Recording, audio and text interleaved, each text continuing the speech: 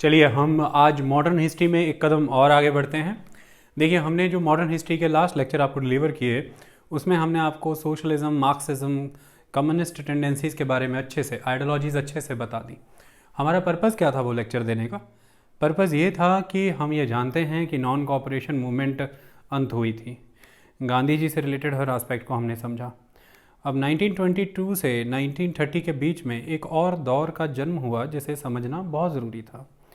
ये वो दौर है जिसे अदर नेशनल आइडियोलॉजीज़ के नाम से जाना जाता है, जिसे हम रेवोल्यूशनरी मूवमेंट के नाम से भी जानते हैं, जिसे हम टेररिस्ट मूवमेंट के नाम से भी जानते हैं। इन सभी नामों से हम इसे जानते हैं। इसे हम भगत सिंह के दौर से भी जानते हैं। तो अगर हम इस दौर को पढ़ना चाहते थे तो इसके लिए हमें सोशलिज़म को पढ़ना ज़रूरी था। वो हमने आपको पढ़ा दिया। हमारे लेक्चर हैं, अच्छे से आप जा कर के दोबारा देखिए। अब हम आगे बढ़ते हैं और आज से हम अदर नेशनल आइडियोलॉजी के लेक्चर्स करते हैं। इसमें हम रेवोल्यूशनरी टेररिज्म, रेवोल्यूशनरी एक्टिविटी, या जिसे उस वक़्त की किताबों में टेररिज्म कहा गया था, इसे पढ़ते हैं। हम बताएंगे कि ये रेवोल्यूशनरी था या नहीं, और क्या टेररिज्म कहना सही है या गलत। हर चीज़ को हम बेहतर वे में समझेंगे। इसमें हम हिस्टोरिकल ट्रेस लेकर के आएंगे। अब आपको एक बात का ध्यान रखना है। आपको याद होगा कि हमने कांग्रेस के ऊपर भी लेक्चर दिए। उसमें हमने कांग्रेस का मॉडरेट एंड एक्सट्रीमिस्ट फैक्शन दोनों अच्छे से डिस्कस किया है। इसमें जब हमने एक्सट्रीमिस्ट फैक्शन का डिस्कशन किया था उसमें हमने बंगाल के विभाजन का जिक्र किया था। और मैं आपको बता दूं कि जब कांग्रेस का एक्सट्रीमिस्ट और मॉडरेट फैक्शन फेल हो रहा था उस समय में भी एक रेवोल्यूशनरी एक्टिविटी की शुरुआत का टॉपिक था। हमने उसके ऊपर अच्छे से लेक्चर डिलीवर किया है, आपको वो भी सुनना है। फिर से एक कहानी को वहीं से लेकर के चलते हैं। रेवोल्यूशनरी एक्टिविटीज़ को दो फेजेज़ में बांटा जा सकता है। एक फ़ेज़ वो जो वर्ल्ड वॉर वन तक का फ़ेज़ है, एक फ़ेज़ वो जो वर्ल्ड वॉर वन के बाद का फ़ेज़ है। यानी कि एक फ़ेज़ वो जो दम तोड़ देता है 1918 के अराउंड, और दूसरा फ़ेज़ वो जो 1922 से फिर से रिवाइव होता है नॉन कॉपरेशन मूवमेंट के फेल होने पे। इन दोनों ही फेजेस में आज हम स्टडी करेंगे और शुरुआत करते हैं इसके पहले फ़ेज़ से। पहले फ़ेज़ का हम हिस्टोरिकल ट्रेस लेते हुए आएंगे। हम इसे महाराष्ट्र भी बताएंगे, बंगाल भी बताएंगे, अलग अलग क्षेत्रों में इसका विकास कैसे हुआ हम आपसे उसके बारे में डिस्कशन करेंगे। चलिए अब हम समझते हैं कि ये असल मायने में हुआ क्या था, ये करना क्या चाहते थे, इनकी आइडियोलॉजिकल पर्सपेक्टिव क्या था, किस तरह से रेवोल्यूशनरी टेररिज्म काम करता था। देखिए, जब हम रेवोल्यूशनरी मूवमेंट की बात करते हैं, क्रांतिकारी मूवमेंट की बात करते हैं, तो कुछ नाम हमारे जहन में आते हैं, जैसे कि आपने जिन नामों को ध्यान से सुना समझा जाना है, जिसमें अशफाकुल्ला खान हैं, राम प्रसाद बिस्मिल हैं, राजेंद्र लहरी हैं, भगत सिंह हैं, सुखदेव हैं, राजगुरु हैं, सचिंद्र नाथ सन्नाल हैं, बटुकेश्वर दत्त हैं, जतिन दास जिन्हें आप कहते हैं, ये सभी वो नाम हैं। जोगेश चंद्र चटर्जी हैं, ये सभी वो नाम हैं। प्रफुल्ल चाकी हैं, खुदीराम बोस हैं, बरिंद्र कुमार घोष हैं, ये सभी वो नाम हैं जिनका जिक्र आज हम करने वाले हैं। अब ऐसे में समझते हैं कि सिस्टम वर्कआउट कैसे हुआ। देखिए, मुद्दे की बात यह है कि कांग्रेस लंबे समय से मॉडरेट फैक्शन के अंदर, यानी कि 1885 से 1905 तक एक पॉलिसी फॉलो कर रही थी, जिसके तहत उसका पर्पज़ ये था कि जो ब्रिटिश रूल इंडिया में एग्जिस्ट कर रहा है, इस ब्रिटिश रूल के अंदर कुछ ऐसे एलिमेंट हैं जो एलिमेंट अगर रिमूव कर दिए जाएं तो ऑल इन ऑल ये ब्रिटिश रूल गलत नहीं है। यानी कि अगर अन ब्रिटिश आइटम्स को एलिमिनेट कर दिया जाए तो ब्रिटिश रूल एक अच्छा रूल है और इसके तहत बेहतर वे में आगे शासन प्रक्रिया चलाई जा सकती है, ऐसा उनका मानना था। इसके तहत वो ये करते थे कि वो ब्रिटिश गवर्नमेंट जो इंडिया में इस्टेब्लिश है उसके पास पिटीशंस लगाते थे, उनके पास अर्जियां लगाते थे, प्लीज़ करते थे, प्रेयर्स करते थे, डेमोन्स्ट्रेशंस करते थे। वो ये मानते थे कि ब्रिटिश जनता भी बेनेवलेंट है, तो विदेशों में भी दफ्तर खोलते थे और वहाँ जा कर के उन्हें भी भारतीय कॉजेज़ के बारे में बताते थे। वो ये मानते थे कि ब्रिटिश पार्लियामेंट भी सही मायने में अपनी प्रजा के हितों के बारे में सोचेगी, तो ब्रिटिश पार्लियामेंट में भी एंट्री लेते थे और वहाँ पर भी जा कर के इंडियंस के इंटरेस्ट में कैसे काम किया जाए, इस तरह की पॉलिसीज सुझाते थे। लेकिन उनकी ये नीतियाँ धीरे धीरे विफल होती नजर आईं जब भारत में लॉर्ड कर्जन की सरकार आई। लॉर्ड कर्जन की सरकार के द्वारा एक रिएक्शनरी एक्टिविटी की गई। लॉर्ड कर्जन की सरकार का मतलब यह है कि जब वो वाइसरॉय बन करके आए, सरकार तो अंग्रेज़ों की ही थी, तो लॉर्ड कर्जन के द्वारा रिएक्शनरी एक्टिविटीज़ बहुत स्ट्रांगली की गई। उनमें से सबसे बड़ी एक्टिविटी उनकी ये थी कि भारत में जो एक नेशनल टेम्परामेंट क्रिएट हो रहा था फॉर द फ्रीडम स्ट्रगल, उसको सप्रेस करने के लिए वो ये मानते थे कि बंगाल एक ब्रीडिंग ग्राउंड है और मुझे बंगाल को कमज़ोर करना है, बंगाली स्पिरिट को कमज़ोर करना है। उसके लिए उन्होंने बंगाल के विभाजन का तरीका सुझाया। बंगाल के विभाजन के इसी तरीके में उन्होंने ये माना कि जो बंगाली कम्युनिटी है मेनली ये लीड करती है इस पूरे के पूरे फ्रीडम स्ट्रगल के कैंपेन को आगे बढ़ाने के लिए। ऐसे में इस बंगाली कम्युनिटी को हमें माइनॉरिटी में कन्वर्ट करना है ताकि इनका भाईचारा, इनकी सॉलिडारिटी यहाँ पर ख़त्म हो जाए। उसके लिए उन्होंने बंगाल का विभाजन कर दिया, जिसके तहत बंगाली कम्युनिटी माइनॉरिटी में आ गई। ईस्ट बंगाल में धर्म के आधार पर मुस्लिम मेजॉरिटी में हो गए, और जो वेस्ट बंगाल था वहाँ पर जो बंगालीज़ हैं वो उड़िया और बिहारी लोगों के comparatively ethnically, linguistically, language wise minority में आ गए। इस तरह से इसका पुरजोर विरोध किया बंगाल के सभी लोगों ने। और ये जो विरोध हुआ है, इस विरोध की शुरुआती कमान जो है वो मॉडरेट लीडर्स ने ही संभाली थी, लेकिन सही मायने में इस दौर तक एक वर्ग था कांग्रेस के भीतर ही जो ये मानता था कि हमें कुछ ऐसे डायरेक्ट एक्शंस लेने चाहिए, हमें शक्ति का इस्तेमाल करना चाहिए ताकि बरतानिया सरकार को यह समझ आ सके कि उसके द्वारा चलाई जा रही नीतियाँ पूर्ण रूप से जन विरोधी हैं और भारतीय स्वतंत्रता की जो एक अभिलाषा लोग रख रहे हैं उसे दबाने का वो कार्य कर रहे हैं। ऐसे में ये जो वर्ग है ये इम्पेशेंट हो रहा था, रेस्टलेस हो रहा था। ये एक्सट्रीमिस्ट वर्ग है कांग्रेस का। इसके मेन लीडर हुआ करते थे बिपिन चंद्र पाल, बाल गंगाधर तिलक और लाला लाजपत राय। अरविंदो घोष भी इसके एक बहुत इंपॉर्टेंट नेता हुआ करते थे। इसे लाल बाल पाल की जोड़ी के तौर पर भी जाना जाता है। इनके द्वारा प्रयास किए गए। इन्होंने स्वराज को एक मेन मुद्दा बनाया कि हमें स्वराज चाहिए। स्वराज उस समय में कांग्रेस के एजेंडे पर भी आया। ये एक्सट्रीमिस्टों का ही एक मिलाजुला प्रयास था। इसके तहत जब उस समय में स्वदेशी मूवमेंट चलाई गई बंगाल विभाजन के विरोध में, उसके तहत बायकॉट का प्लान अपनाया गया और उस बायकॉट के प्लान के तहत विदेशी वस्तुओं का बायकॉट करने की बात की गई। लेकिन जो एक्सट्रीमिस्ट थे वो ये चाहते थे कि विदेशी वस्तुओं से बढ़ करके किसी भी प्रकार की अंग्रेज़ों के साथ सहयोग की नीति का बायकॉट किया जाए। सभी एग्जीक्यूटिव, लेजिस्लेटिव, जुडिशियल प्रोसीजर्स का बायकॉट किया जाए। सभी स्कूल, कॉलेजेस, यूनिवर्सिटीज़ का बायकॉट किया जाए और प्रत्येक तरह से जो भी अंग्रेजी शासन को चलने में यहाँ पर ऑपरेटर्स मदद कर रहा है उस हर चीज़ का बायकॉट कर दिया जाए। और दूसरा, ये बायकॉट मूवमेंट बंगाल से बाहर निकाल के दूसरे क्षेत्रों तक भी फैलाई जाए। इस तरह की उनकी मंशा थी। इस बात पर कांग्रेस के अंदर ही विभाजन हो गया।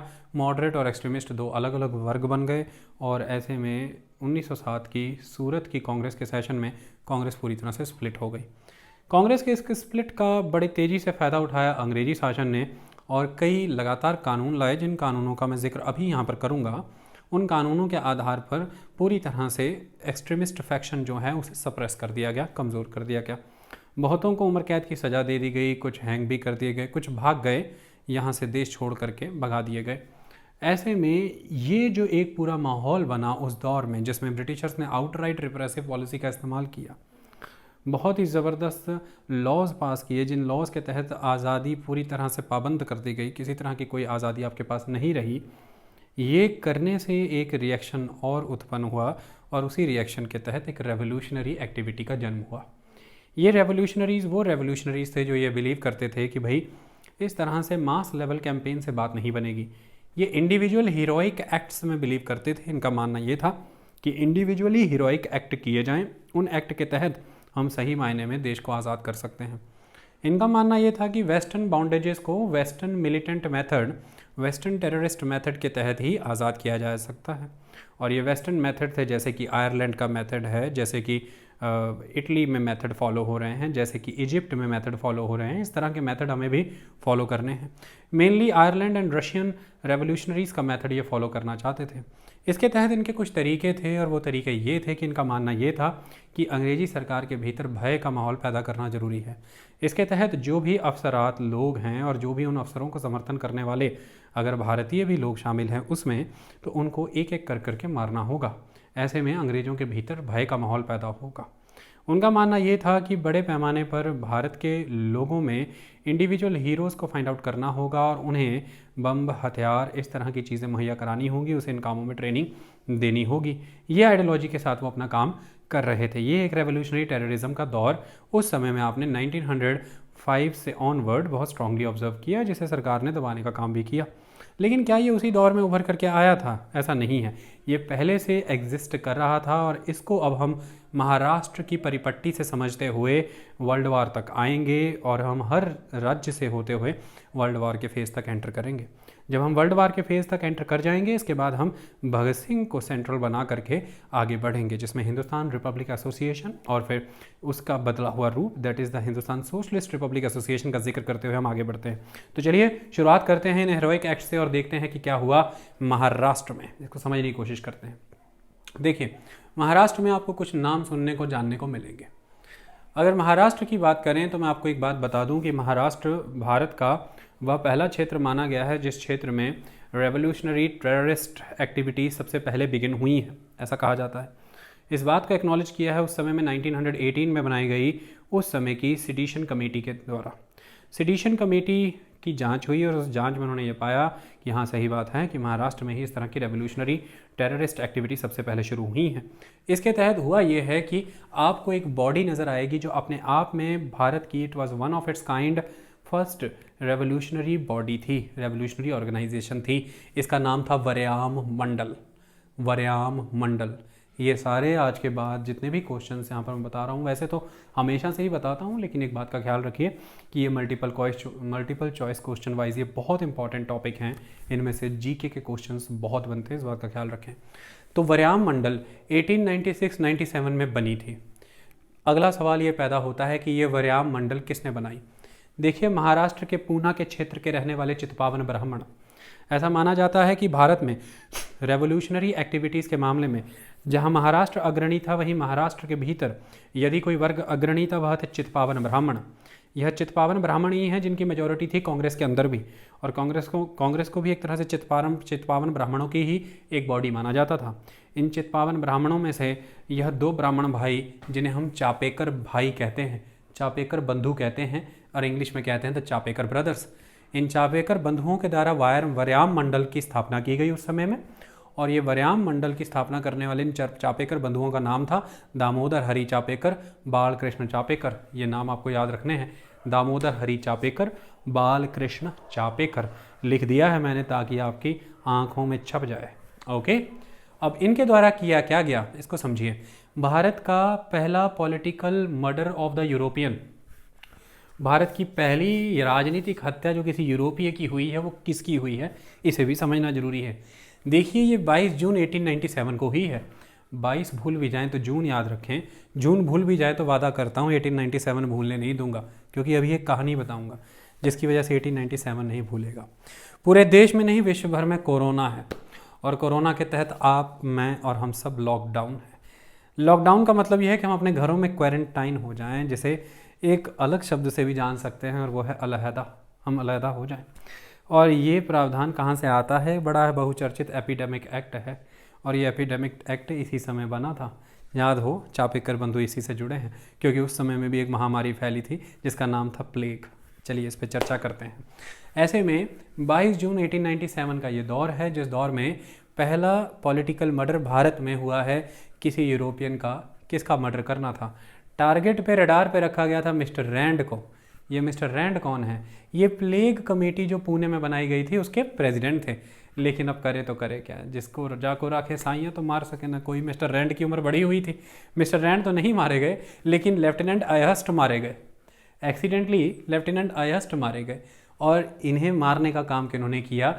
इन्हीं चापेकर बंधुओं ने, दामोदर हरि चापेकर और बालकृष्ण चापेकर।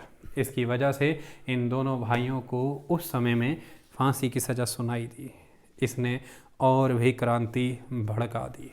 चलिए कहानी समझते हैं। चापेकर बंधुओं को इतना गुस्सा क्यों आया कि वो एक प्लेग कमेटी के प्रेसिडेंट को मार देना चाहते थे? चलिए समझते हैं। देखिए, अचानक से महाराष्ट्र के इस क्षेत्र में, महाराष्ट्र मुंबई का इलाका, पुणे का इलाका, यहाँ पर बड़ी तेज़ी से प्लेग फैल रहा था। ये बिल्कुल ऐसे फैल रहा था जैसे कोई बुश फायर फैल रही हो। इसने तेज़ी से महाराष्ट्र के इस क्षेत्र के 0.6% लोग अपनी चपेट में ले लिए, और ये बढ़ता चला जा रहा था। ऐसे में सरकार, जो उस समय के गवर्नर थे महाराष्ट्र रीजन के, उन्होंने एक प्लेग कमेटी बनाई जिसके लिए उन्होंने चुना मिस्टर रैंड को। मिस्टर रैंड की इन मामलों में अच्छी खासी एक्सपर्टीज थी, वो इन्हें डील करते थे। और मिस्टर रैंड को कहा गया कि भैया आप देखिए, कमेटी बना करके इसको देखिए, जांच करिए कि ये कैसे रोका जा सकता है, ये कैसे बढ़ रहा है, इसको कंट्रोल करिए। उन्हें सख्त हिदायत दी थी कि हिंदू मुसलमानों के किसी के भी धार्मिक भावनाओं को भड़काना मत। उन्हें सख्त हिदायत दी थी कि जब औरतों की जांच करने जाएं तो औरत ही लेकर के जाएं, महिला ही महिला की जांच करेगी, किसी के घर जबरन ना घुसें। देखिए आज की डेट में जैसे कोरोना में सेहत विभाग के लोग जा रहे हैं तो लोग उन्हें पत्थरों से मार रहे हैं, जबकि वो बहुत ही शासन में रहते हुए अनुशासन के साथ जा रहे हैं। लेकिन फिर भी आपको पता होना चाहिए लोगों में डर है। कोरोना हो रहा है, खबरें आपको अक्सर सुन रही होंगी कि इसकी शाम को रिपोर्ट आई सुबह मर गया, उसकी शाम को रिपोर्ट आ रही है शाम को मर गया। ध्यान से सोचिए, पहले सैंपल गया होगा, फिर रिपोर्ट आई होगी, फिर ही वो मरा है। ऐसे में ये तो नहीं है कि उसे पता लगा इसलिए वो मर गया, मतलब उसने बताने में देरी की है, बहुत देरी की है। अगर सही समय पे सही वक्त पे बता दिया जाता तो फिर सही वक्त पे ही सैंपल लिए जाते, उसी वक्त पे रिपोर्ट भी आती तो इलाज होता, बच जाते। इसी तरह से जैसे आज आप डर रहे हैं, भयभीत है, हालांकि सरकारें लोकतांत्रिक है, तब तो भय का माहौल सोचिए, लोग डर रहे थे। ऐसे में अब कर्नल रैंड की मिस्टर रैंड की अध्यक्षता में बनी ये कमेटी के लोग कर क्या कर रहे थे, सरकार के द्वारा जारी सभी फरमानों की धज्जियां उड़ाते हुए जबरन लोगों के दरवाजे तोड़ करके घर में घुसते थे और अपने सारे नियमों को तोड़ते हुए सामने बैठ करके औरत के कपड़े उतरवाते थे। कहते उतरवाओ, देखना है कि किस तरह से प्लेग ने तुम्हें घेरा है कि नहीं घेरा है। ऐसे बहुत से केसेस रिपोर्ट हुए हैं जिसमें इन्होंने महिलाओं का रेप भी किया, औरतों की अस्मिता को पूरी तरह से छिन्न भिन्न कर दिया। बहुत सारे हिंदुओं के मूर्तियाँ, आइडल्स सब उनसे छीन लिए और वो सभी आर्टिकल्स उनसे दूर कर दिए। मुसलमानों की कुरानें उनसे छीन ली, एकदम दूर कर दी उनसे, और जहाँ पर भी चाह रहे हैं वैसे ही अंत्येष्टि क्रिया कर रहे हैं, मतलब कि दफनाने का, जलाने का, सारी प्रक्रिया एकदम खत्म करके रख दी कि तो बस खत्म, अब कुछ नहीं। लोगों ने कहा कि ये क्या हो रहा है भाई, घरों में घुस रहे हैं, प्राइवेसी कोई नहीं है, महिलाओं के कपड़े उतार दे रहे हैं, रेप कर रहे हैं, हमारी धार्मिक अस्मिताओं को पूर्ण रूप से छिन्न भिन्न कर दे रहे हैं, ये कैसा एक नया शासन आ गया है। ऐसे में चापेकर बंधुओं से ये बर्दाश्त नहीं हुआ। इसी खिलाफ चापेकर बंधुओं ने डिसाइड किया कि मिस्टर रैंड को पॉइंट ब्लैंक पे ठोकेंगे। लेकिन अब हरकत ये हो गई कि मिस्टर रैंड बच गए और कौन टांगे गए, लेफ्टिनेंट आयस्ट। और ऐसे में चापेकर बंधुओं को सजाए मौत दी गई।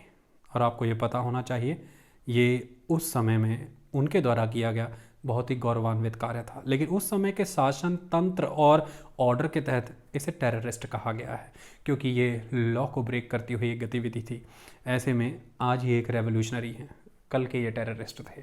सिस्टम ऐसे ही काम करता है। चलिए अब हम आगे की कहानी को समझते हैं। महाराष्ट्र में इन चापेकर बंधुओं के अंदर ये जोश आया कहाँ से, ये भी तो जानना पड़ेगा। क्या माहौल ऐसे ही बन जाता है, रातों रात ही बन जाता है? नहीं, बाल गंगाधर तिलक को कभी भी बैकग्राउंड से साइड ना करिएगा। वो महाराष्ट्र में दोनों तरह से काम कर रहे हैं, फोर फ्रंट पे भी और बैकग्राउंड में भी। कभी वो खुद आ जाते हैं फोर फ्रंट पे, कभी उनकी आइडियोलॉजी बैकग्राउंड से काम करती है। ऐसे में महाराष्ट्र में मिस्टर रैंड के बनाए गए इस प्लेइंग कमीशन के द्वारा की जा रही इन सभी जघन्य अपराधों को खुल करके अपने अखबार मराठा में बाल गंगाधर तिलक छाप रहे थे। आपको पता होना चाहिए कि मराठा एक बहुत इंपॉर्टेंट अखबार जो उस समय में बाल गंगाधर तिलक के द्वारा छापा जाता था। केसरी और मराठा ये दो इंपॉर्टेंट अखबार उनके द्वारा छापे जाते थे। मराठा के तहत उन्होंने जम करके इस तरह के उत्पीड़न को दर्शाया, चापेकर बंधु ये बर्दाश्त ना कर पाए। आपको पता होना चाहिए कि बाल गंगाधर तिलक ने 1893 में गणपति उत्सव मनाने की शुरुआत की।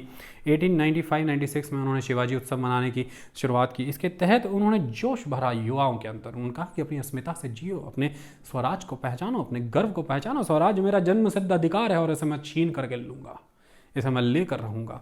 ऐसे में उन्होंने ये सोच युवा के अंदर पैदा कर दी कि अगर एक लेवल पर अपनी अस्मिता, अपनी आज़ादी, स्वतंत्रता के लिए तुम्हें वायलेंस भी करना पड़ जाए तो तुम यह कर सकते हो, इसमें कोई किसी तरह का भेद नहीं है। और ऐसी ही भावनाओं से ओतप्रोत युवा चापेकर बंधु जिन्होंने वो घटना को अंजाम दिया।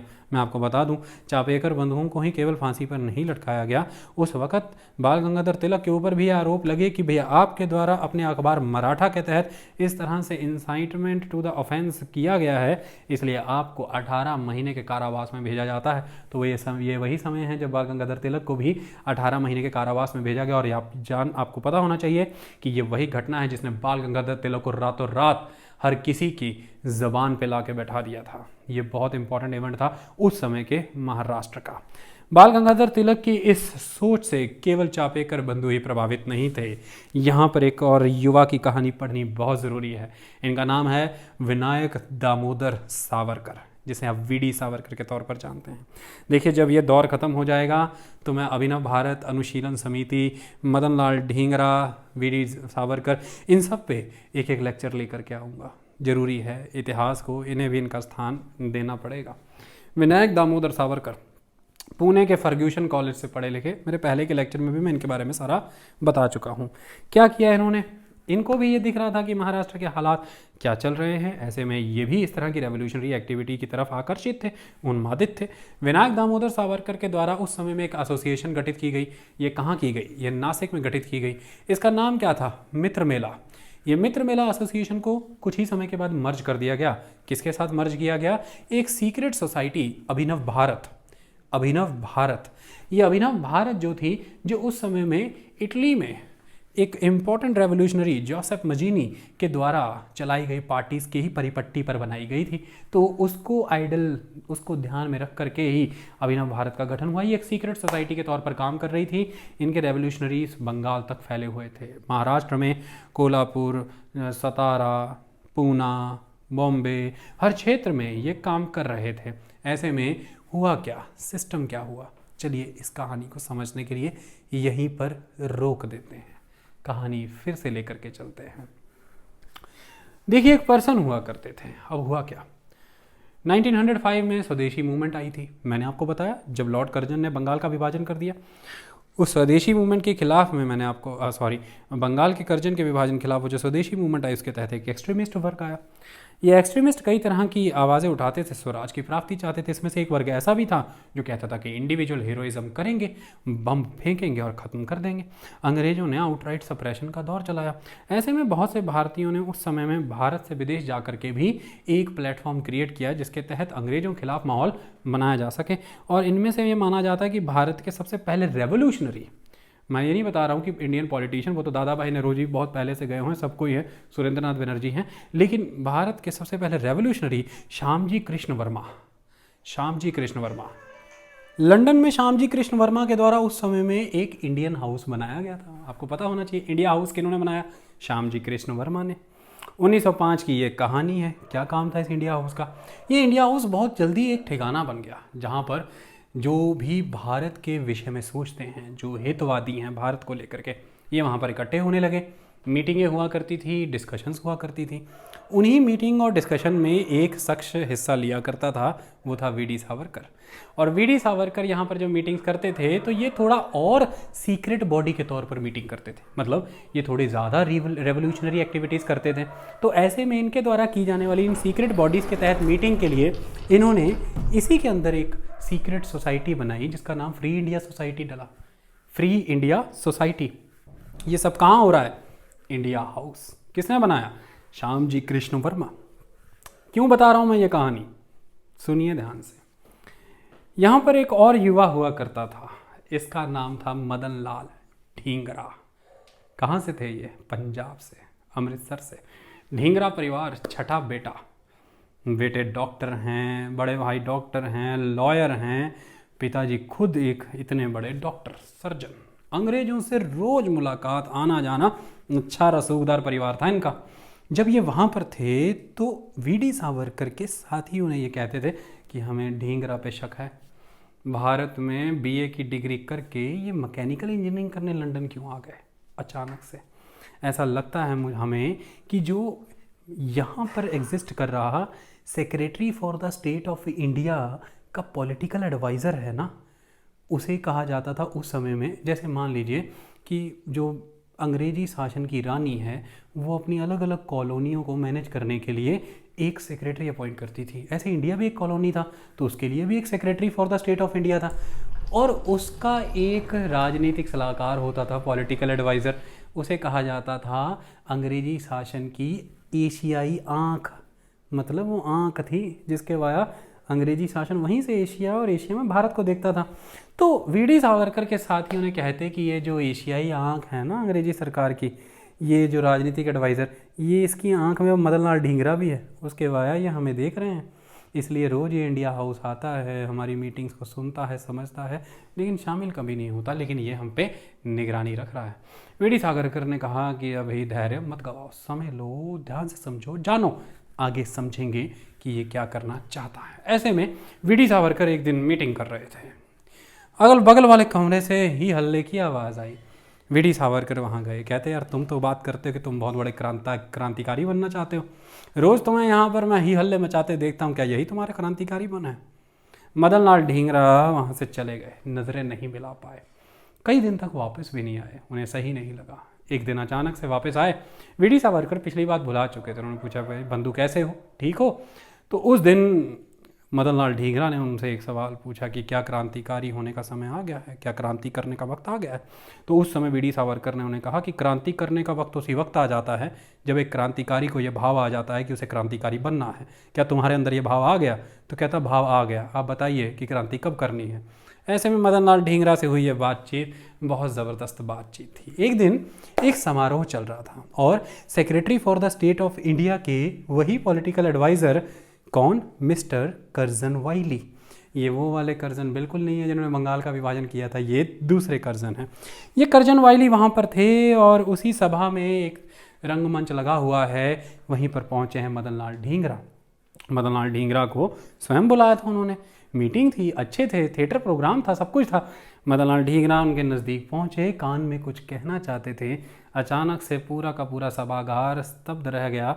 4 गोलियां पॉइंट ब्लैंक पे मारी गई और कर्जन वाइली वहीं खत्म हो गए। इसके बाद अरेस्ट कर लिया गया मदन लाल ढींगरा को और अरेस्ट करने के बाद 2 से 3 दिन के बाद भारतीयों की एक शोक सभा लगी वहाँ पर, जिसमें जम करके कोसा जा रहा था मदन लाल ढींगरा को। भारत की नाक कटा दी, अंग्रेजी शासन के साथ धोखा कर दिया, जिसमें मदन लाल ढींगरा के भाई भी खुद बैठे हुए थे जो कह रहे थे कि वह कलंक था हमारे परिवार के लिए। सभी से हाथ उठा करके कहा गया कि आप सभी हाथ उठा करके कहिए कि हाँ आप सब सहमत है, सर्वसम्मति से रेजोल्यूशन पास होता है कि मदन लाल ढींगरा ने गलत किया। पीछे से एक आवाज़ आती है कि नहीं, सर्वसम्मति से नहीं, ढींगरा ने कुछ गलत नहीं किया। कहते ये कौन है? ये वीडी सावरकर है। ये अचानक से एक आदमी आक्रमण करने के लिए आया, इसलिए में वीडी सावरकर के साथी ने उसके गली पे छड़ी मार करके लहू निकाल दिया। वीडी सावरकर को उसी वक्त भारत डिपोर्ट कर दिया गया। ये घटना 1909 की है। लेकिन जिस शख्स मदन लाल ढींगरा ने कर्जन वाइली को उस वक्त मारा, और जब वो कटघरे में खड़े थे तो कटघरे में खड़े होने की तिथि 17 अगस्त साल 1909। उनसे जज पूछते हैं, क्या पूछते हैं कि ऐसा क्यों किया, ऐसा क्यों किया? तो मदन लाल ढींगरा क्या कहते हैं, सुनिए। पिछले 50 साल में हुए 8 करोड़ भारतीयों के कत्ल के लिए मैं अंग्रेजों को जिम्मेदार मानता हूँ। मैं उन्हें जिम्मेदार मानता हूँ भारत से हर साल 10 करोड़ पाउंड लूटने के लिए। जैसे किसी जर्मन को इस देश में कब्जा करने का अधिकार नहीं, माने कि ब्रिटेन, अंग्रेजों को भी कोई अधिकार नहीं कि वे भारत का कब्जा करें। और हमारी नज़र में एक ऐसे अंग्रेज को मारना पूरी तरह से न्याय संगत है जो हमारी पवित्र भूमि को दूषित करता हो। मैंने क्या गलत किया? ऐसे में मदन लाल ढींगरा को उस वक्त की फांसी और आज की शहादत दे दी जाती है। लेकिन शक के आधार पर 1909 पे इसी कर्जन वाइली की हत्या की कॉन्स्पिरेसी के चक्कर में डिपोर्ट कर दिया जाता है भारत में। किनको? वीडी सावरकर को। ये घटना 1909 की है। यहाँ जब वीडी सावरकर भारत आते हैं, अभिनव भारत फुल स्केल पे काम कर रही थी और अभिनव भारत से उत्पन्न हुआ एक युवा का नाम है अनंत लक्ष्मण करकरे। क्या करते हैं ये? इसे भी समझना जरूरी है। अनंत लक्ष्मण करकरे क्या करते हैं, ध्यान से समझिए। एक पर्सन हुआ करते थे, ये डिस्ट्रिक्ट मजिस्ट्रेट थे नासिक के, और इनका नाम क्या था? Mister Jackson. आपको पता है ना क्या कहा जाता था? पंडित जैक्सन। पंडित जैक्सन ऐसा क्यों कहा जाता होगा? ये बड़ी नायाब हस्ती है। ये महाराष्ट्र में पुणे के डिस्ट्रिक्ट मजिस्ट्रेट थे। ये वहाँ के लोगों को क्या कहते थे? कहते सुनो इधर आओ। कहते हाँ। कहते तुम्हें पता है मैं पिछले जन्म में ब्राह्मण परिवार में जन्मा था, मेरा पिछले जन्म से ब्राह्मण परिवार का ताल्लुक है, इसलिए मुझे संस्कृत आती है। मेरा देवी देवताओं के प्रति रुझान बहुत है और मैं तुम सबसे घुल मिल जाना चाहता हूँ। तुम मेरे भाई बंधु हो, मुझे पंडित कहा करो, मैं पंडित जैक्सन हूँ, मैं कोई जैक्सन नहीं। ये भाई साहब उनसे मराठी में, संस्कृत में बातें करते थे। ऐसे में लोगों के बीच घुल, तो ये अपनी एक ऐसी पब्लिक छवि बनाना चाहते थे कि मैं भाई आपका मित्र हूँ। असल में ये करना ये चाहते थे कि लोगों के अंदर ये फीलिंग डाल दें कि उन्हें कोई बुरा ही ना लगे कि अंग्रेजी शासन उन पर शासन कर रहा है। अस्मिता ही मर जाए, आत्मसम्मान ही खत्म हो जाए और वो कभी एंटी ब्रिटिश फीलिंग ना लेकर के है। हालांकि इनके जितने भी जूनियर अफसर भारतीयों पे जितने भी उत्पीड़न करते चले गए, ये उनको या तो ट्रांसफ़र दे देते थे या थोड़े दिन की छुट्टी पे भेज देते या माफ़ कर देते थे। इनकी किसी तरह से भारतीयों के प्रति कोई सहानुभूति नहीं थी। इनके लगातार हो रहे इसी उत्पीड़न से भरे कार्योनामों को देखते हुए एक दिन अचानक से एक चीज़ हुई, इन्हें फरमान आया, कहते हैं आपका प्रमोशन हो गया, आपको मुंबई का कमिश्नर नियुक्त कर दिया। कहते क्या बात है। ऐसे में पूना के लोगों ने कहा आपके लिए आज शाम फेयरवेल पार्टी रखी है, आइए थिएटर देखिए। और इस मौके को भुनाने के लिए तैयार खड़े थे अभिनव भारत के महत्वपूर्ण सदस्य अनंत लक्ष्मण करकरे। उन्होंने कहा कि आज शाम ही इनको फेयरवेल दे दी जाएगी। और फाइनली उस थिएटर हाउस में ये पहुंचे। जैसे ही जैक्सन का अभिवादन होना था, अनंत लक्ष्मण करकरे ने पॉइंट ब्लैंक पर गोलियां मारी हैं और जैक्सन ऑन द स्पॉट खत्म। अनंत लक्ष्मण करकरे डिसाइड करके गए थे कि उसी वक्त मैं जहर खा लूँगा, क्योंकि मेरी पार्टी, मेरी सीक्रेट सोसाइटी का जिक्र तक नहीं आना चाहिए, किसी को पता तक नहीं लगना चाहिए, मेरे हौसले इरादे कमज़ोर नहीं होने चाहिए। लेकिन उन्हें पकड़ लिया गया। जब उन्हें पकड़ लिया गया, अरेस्ट कर लिया गया। और ऐसे में बहुत सारे सदस्य अभिनव भारत के उस वक्त अरेस्ट किए गए। और उन्हीं में से इसी नासिक कॉन्स्पिरेसी केस के मामले में वीडी सावरकर को भी अरेस्ट करके सेलुलर जेल अंडमान निकोबार काला पानी भेज दिया गया, जहां की दीवारों पे आज भी उनकी लिखी हुई जीवनियाँ, कथाएं जीवंत उनकी गाथा सुनाती हैं, उनकी आइडियोलॉजी को बताती हैं। तो ये था वीडी सावरकर का नासिक कॉन्स्पिरेसी से जुड़ा हुआ सारा का सारा मामला। आपको मैं एक बात बता दूं कि वीडी सावरकर के 1909 में चले जाने के बाद, अरेस्ट होकर के अंडमान चले जाने के बाद भी महाराष्ट्र में ये गतिविधि रुकी नहीं।